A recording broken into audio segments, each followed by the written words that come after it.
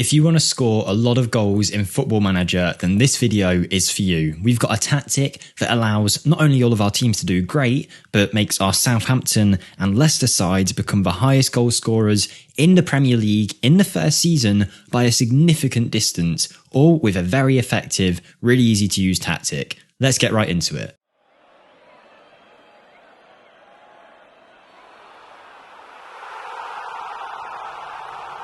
Hello everyone, Jake here for FMSCOUT, and in this tactic test we're going to be looking at a knap tactic that scores an incredible number of goals, allowing the joy to come back in to those Football Manager match experiences. Before we get into it though, don't forget to subscribe to the channel if you haven't already, and a quick word from our sponsors over at Spitch. Spitch is a fantasy football app available in the UK and Ireland, as well as Germany and Austria, for people over the age of 18. Unlike normal fantasy football content that takes place over the course of a season, Spitch focuses on weekly tournaments, allowing you to enter your teams for those specific weeks to try and win prizes. There's both free and paid for competitions that have their own unique rewards to be won. All you need to do to get involved is download the link in the description. From there, you'll be able to register. You might have to show your ID to do so, and then you'll be on the app and you'll be ready to pick your side like you can see me doing. From there, you can select your captain for bonus points, use the statistical analysis features in Spitch to pick the best team possible,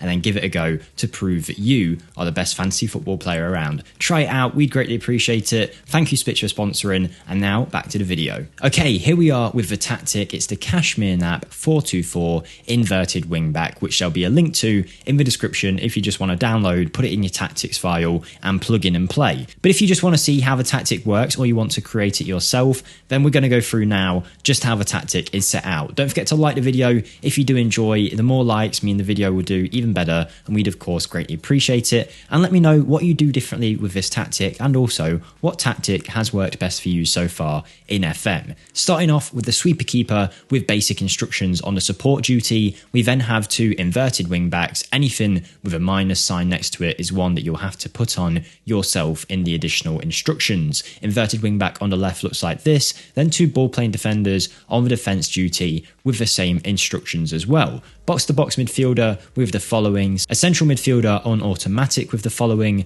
a winger on support, another winger on support, a deep line forward and an advanced forward. And you're already getting the idea that this is going to be a very attacking tactic, despite the fact that the mentality is only positive. The 4-2-4's main aim here is to score as many goals as possible. In possession, we're playing with a higher tempo, working the ball into the box, passing into space, and everything else is as seen on screen. In transition, we're counter-pressing when we lose the ball and countering as soon as we win the ball back, distributing to fullbacks and throwing the ball long, and anything else that you can see on screen again. Out of possession, we're preventing short goalkeeper distribution, a very high pressing line as always with these great tactics. It seems to be these years in Football Manager, it's the best way to get results. It's not the only way, but it seems to be the most foolproof way for your team to do well. Gegenpressing, high pressing football. It seems to be the meta this year in FM22. So now you know how this is set out. Just how well has it done with our teams? Well, we've tested it with Bayer Leverkusen out in Germany, Roma in Italy, Southampton and Leicester in England, and then one other club I think might be another Italian club.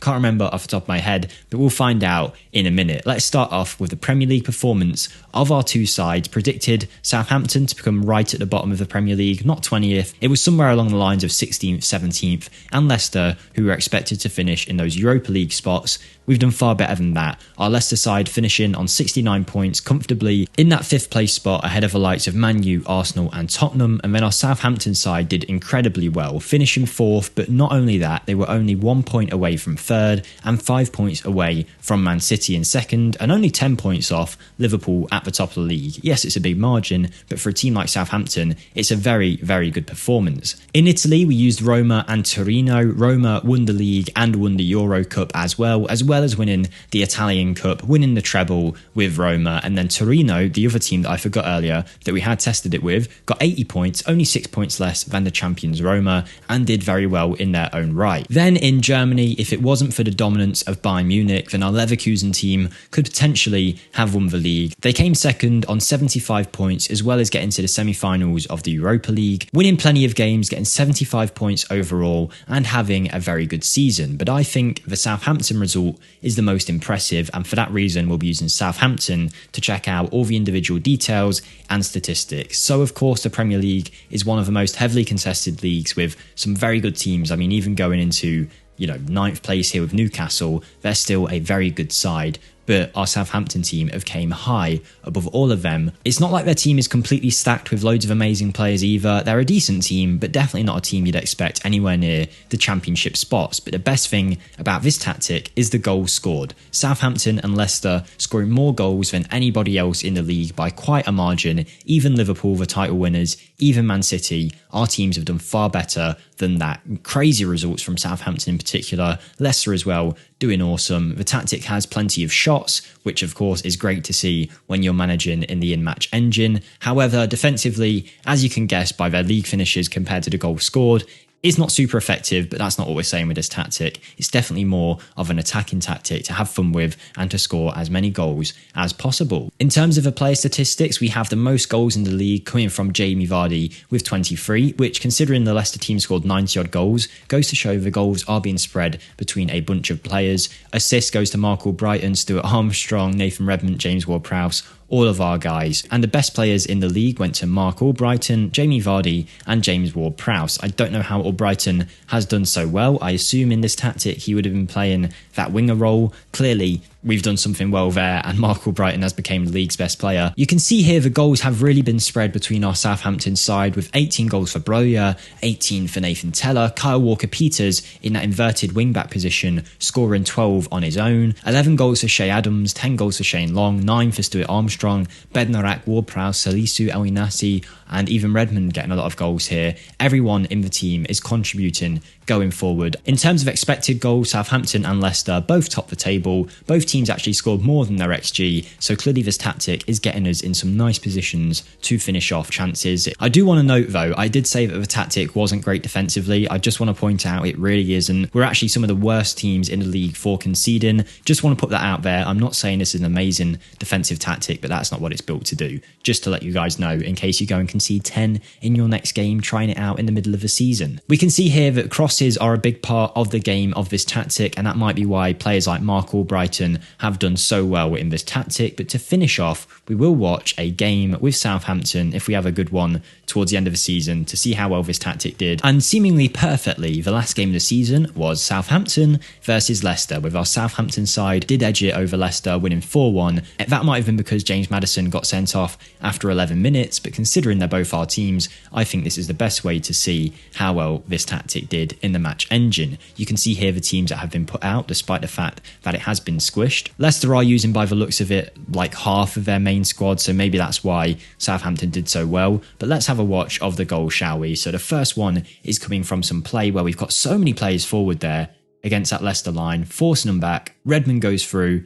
and bags it. It's a great ball in, and Redmond finishes from close range. We've overloaded with a bunch of players, and that has caused us to get the goal. On the right side here, we have Stuart Armstrong. This tactic had a lot of crosses in, and we can see that causing chaos there. Armstrong to the back post to Redmond, who nods it to Broja, and Broja finishes. But it doesn't just score from crosses by the looks of it. We've got a long ball forward, where Adams has won it, knocked it onto Broja, back to Adams, back to Broja, and he's scored, which goes to show the link-up you can get between the two strikers in this tactic, which is always good to see. We do have a corner goal, as is custom in all of these knap tactics, it seems. The corner tactics are usually just aiming it at near post, but if you download the tactic, it will come with it, don't worry, you'll get whatever corner tactic was with this tactic set. And then we have the Leicester goal, again, coming from a cross. They are, of course, playing the same tactical style as us, so the fact that they've scored from a cross is no real surprise. And there we go. I think that's the perfect way to show how this tactic works. You can see here in general a lot of really high-scoring games. I mean, there was even a 5-5 to Norwich at one point here. You wouldn't want to concede 5 goals to Norwich in most cases. Bear in mind, we aren't managing this hands-on. We're letting the game simulate, which will mean